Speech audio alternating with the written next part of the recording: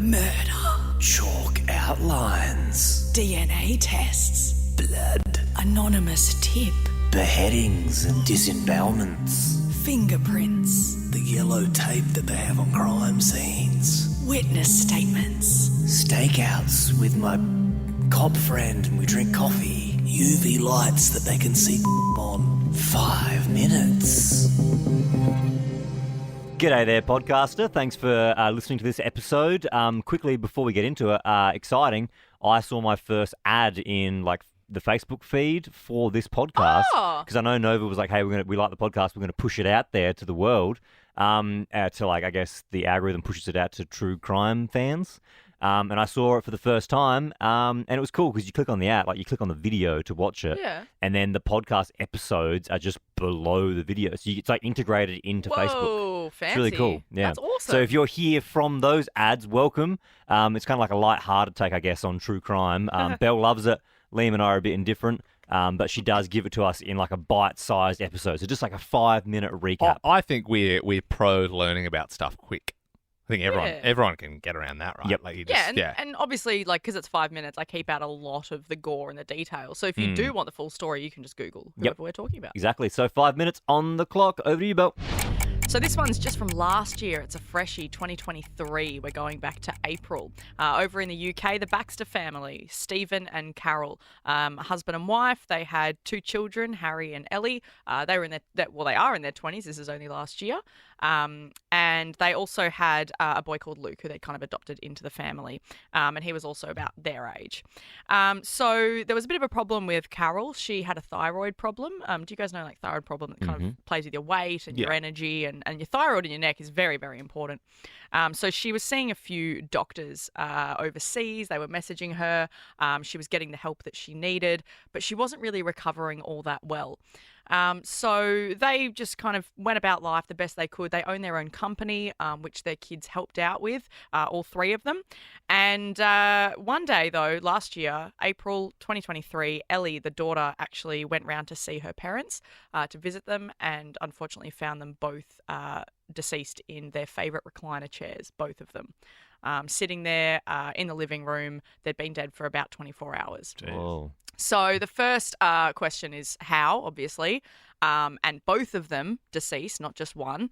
And their way of death was they'd been poisoned with an overdose of fentanyl, which is a drug that some people take that they need to take, but you can easily overdose on it. It's like a real, cocaine's lined with fentanyl and stuff you hear a lot about in the US. And there's some stat it's 2 milligrams or something real bad. Can be enough to OD. I think it just stops you breathing. Yep. So they'd both had an OD of fentanyl. Now, everyone was like, that's so weird. They don't take this. They're not drug users. That's very odd. And it's not something that Carol needed to take for her thyroid problem.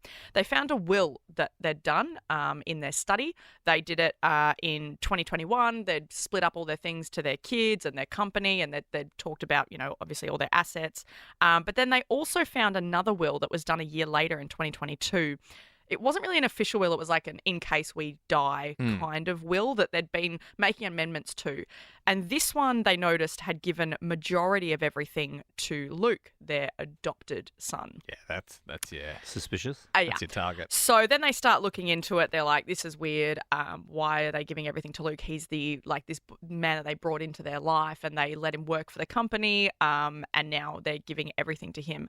So Harry and Ellie, the kids, looked into it and were like, okay, well, this is odd. This is not right. He's been in our family. He'd been in the family for over a decade helping out. It turns out that he was hanging out with Stephen and Carol at their house for years, and actually Carol never had a thyroid problem. He was slowly poisoning her for years and making her really, really sick. He was pretending to be a part of the family. They'd brought him in and taken care of him. For real? He then made them drinks at night. He made them cups of tea, and everything that he was giving them was slowly making her sick. The doctors that had diagnosed her and she was getting help from were actually non-existent, and it was him. He was pretending online to be up to 20 different specialists.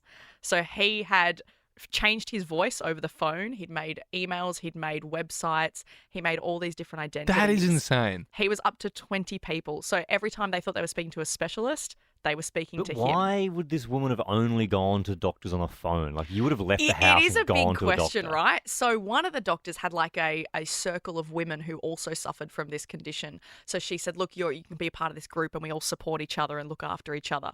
All of those women were Luke. You know, the some of one these guy. people, like, it's like, dude, just get a job. Like, I mean, that is a lot of work. I get something here in the will and someone just pushes someone down a staircase or something, but I was like, that's like 10 years of, like, if you just focus that energy somewhere else, like, You'd be extraordinary at your oh, job. dude, if you can do all that, like, you could pretty much do anything. Mm. Totally. So obviously they went to court, they looked into it, and yes, it was him. So was he giving them fentanyl the whole time, or he just gave them He one then dose just to went, you know nudge 'em? what? Yeah, just OD'd completely. So the slow poisoning is a bit weird. Wow. And yeah, it's really weird why he did it all over all these years. But yeah, he kind of got to the point. And And this was like creepiest 2 bit- years ago. Yeah, this was last year.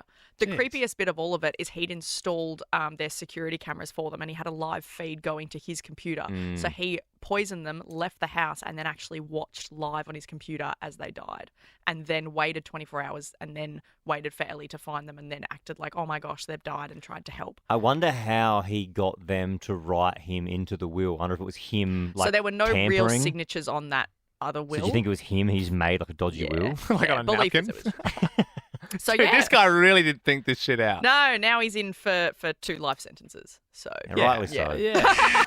and bloody look at that. Look at that. Well timed. Yeah, thank you. Yeah, I love that, Bill. You've actually hit a few buzzer beaters the last couple Yeah. of weeks. These have been good. I'm because I usually get bogged down and I love all the juicy details. But like I said, you can always find the 2-hour-long versions of these stories. But I'm trying to keep it understandable. Well, if you enjoyed that, there'll be another one right after this.